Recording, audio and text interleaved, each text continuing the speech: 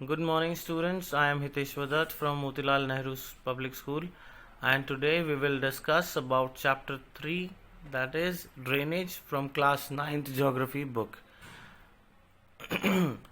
तो सबसे पहले हम बात करेंगे what is drainage. Drainage actually होता क्या है?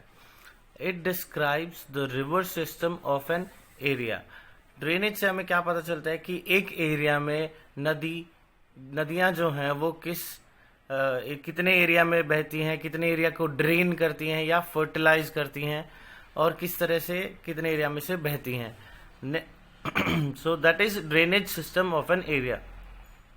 बेसिकली हम इसे नदियों का सिस्टम भी कह सकते हैं कि जैसे हमारा इंडिया नदियों का देश भी कहा जाता है.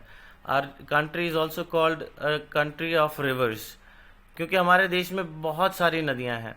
तो एक एरिया में वो नदियां किस तरह से बहती हैं, क्या क्या फर्टिलाइजेशन करती हैं वहां पे, and all that we gonna study in this chapter. So the very first concept in this chapter is drainage basin. What is a drainage basin?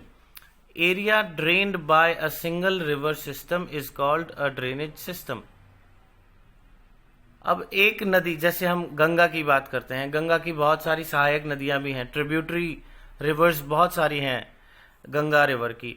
तो वो जितने एरिया में बहती हैं और उस एरिया को पानी प्रोवाइड करते हुए आगे निकल जाती हैं, वो एरिया होता है drainage basin. So in this chapter हम इंडिया के ड्रेनेज सिस्टम के बारे में बात करेंगे कि हमारा इंडियन ड्रेनेज सिस्टम जो है वो किस प्रकार से काम करता है. सो drainage system in India is divided into two groups. So basically this drainage system in India is divided into two groups, as you can see here as well, the Himalayan rivers and the peninsular river system. तो ये दो वो system है जो हमारे India में मिलते हैं. तो जैसे कि हम बात कर रहे हैं हिमालयन रिवर सिस्टम्स और द पेनिनसुलर रिवर सिस्टम्स की, तो सबसे पहले बात करते हैं हिमालयन रिवर सिस्टम्स की. तो हिमालयन रिवर सिस्टम कैसा है, इसका ओरिजिन कहाँ से है? हिमालय से है. द ग्रेट हिमालयाज, जो हमने पिछले चैप्टर में फिजिकल फीचर्स में पढ़ा था कि इंडिया के नॉर्थ से लेके नॉर्थ ईस्ट तक पूरा हिमालयन बेल्ट है और काफ़ी ज़्यादा एरिया में फैला हुआ है हिमालयज, और वहाँ से बहुत सारी नदियाँ भी निकलती हैं. तो वो जो रिवर सिस्टम है जो हिमालय से निकलता है, that river system is the Himalayan river system. So इसका ओरिजिन कहाँ से है? हिमालय से है. Next point is these are perennial. अब यहाँ पे what does perennial means? Perennial rivers are those rivers which flows all around the year. 365 days in the year these rivers have water in them as compared to the peninsular rivers which are seasonal. So perennial rivers क्या होती हैं? जो नदियां सारा साल पूरी साल बहती हैं, उनमें पानी की कभी कमी नहीं होती, उनमें हमेशा पानी रहता है. किसी भी टाइम आप देखेंगे, whenever you check there will be water in those rivers. Because उसका मेन रीजन क्या है? क्योंकि इन नदियों को पानी जो है वो स्नो और रेन दोनों से मिलता है, क्योंकि ये ज्यादातर नदियां ग्लेशियर्स जो हैं, हिमालयन ग्लेशियर्स जो हैं, वहां से निकलती हैं. ओरिजिन पॉइंट इनका वहां पे है. तो इस वजह से सारा साल बर्फ पिघलती रहती है और हिमालयन रिवर्स को या पेरिनियल रिवर्स को पानी मिलता रहता है, और बारिश भी होती रहती है जिनसे इनका वाटर लेवल और बढ़ जाता है. बट आप अगर देखेंगे तो पूरा साल 365 दिन इन नदियों में पानी रहेगा. Next is these rivers are lengthy. जो नदियां हिमालय से निकलती हैं वो कंपैरेटिवली उनकी लेंथ बहुत ज्यादा होती है, वो कई 100 किलोमीटर तक बहती हैं अगर हम कंपैरिजन करें इनका पेरिनियल रिवर से. इनके एग्जाम्पल्स हैं गंगा, इंडस और ब्रह्मपुत्र. गंगा नदी, सिंधु नदी और ब्रह्मपुत्र नदी. और इनमें से इंडस और ब्रह्मपुत्र जो हैं वो one of the world's longest rivers भी हैं.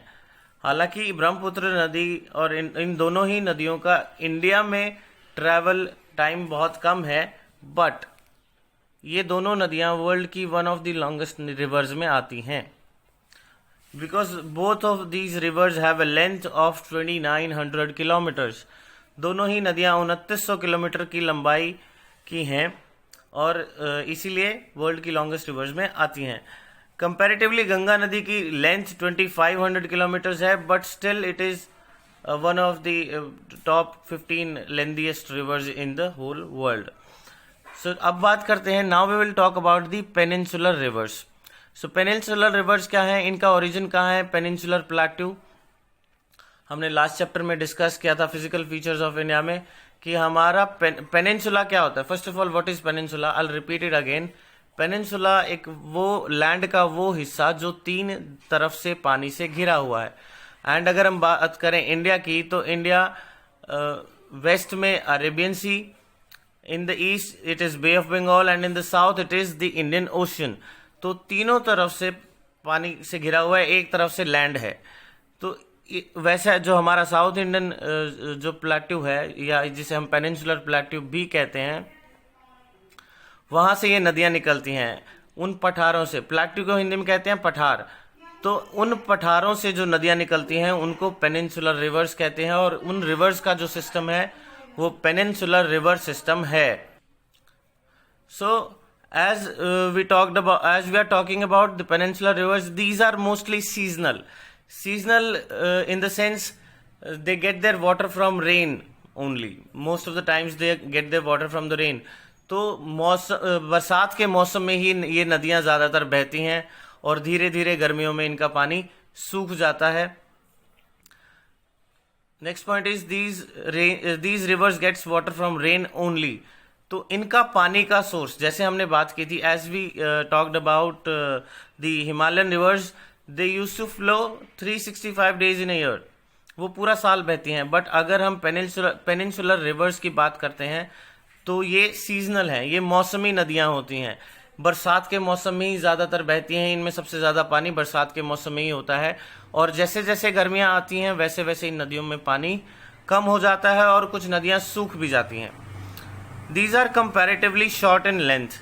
अगर हम बात करते हैं पेनिनसुलर रिवर्स की, वो इनका ज़्यादा से ज़्यादा ट्रैवल जो है वो वेस्टर्न घाट से लेके बे ऑफ बंगाल तक का है। कुछ एक नदियां हैं जो प्लेट्यू से निकल के अरेबियन सी में जाती हैं, बट बाकी नदियां origin point of those rivers is from the plateaus, but they fall in the they drain out in the bay of Bengal. वो खत्म कहाँ होती है? बे ऑफ बंगाल में जाके। बट कुछ नदियां हैं जो अरेबियन सी में जाके भी मिलती हैं। इन नदियों के एग्जाम्पल हैं नर्मदा, गोदावरी एंड कृष्णा। और ये जहां पे हम बात करें गोदावरी की, इसको दक्षिण गंगा भी बुलाते हैं, क्योंकि इसकी लेंथ भी बहुत ज्यादा है, ऑलमोस्ट अराउंड 1500 किलोमीटर्स है, और ये ज्यादातर लगभग पूरा साल तक बहती है।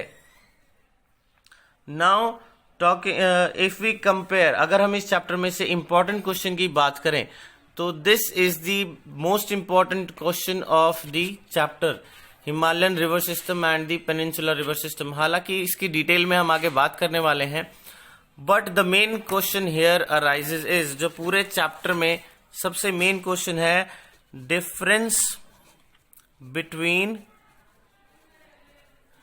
Perennial and seasonal rivers.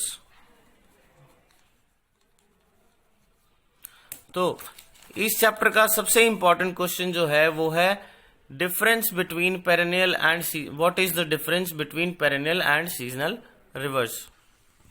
तो ये तो हो गया चैप्टर का इंट्रोडक्शन। चैप्टर का इंट्रोडक्शन हो गया, हमने बात कर ली कि इंडियन ड्रेनेज सिस्टम जो है, हमारे भारत देश का जो ड्रेनेज सिस्टम है वो बेसिकली 2 ग्रुप्स में बटा हुआ है। एक ग्रुप है हिमालयन रिवर्स का, दूसरा है पेनिनसुलर रिवर्स का।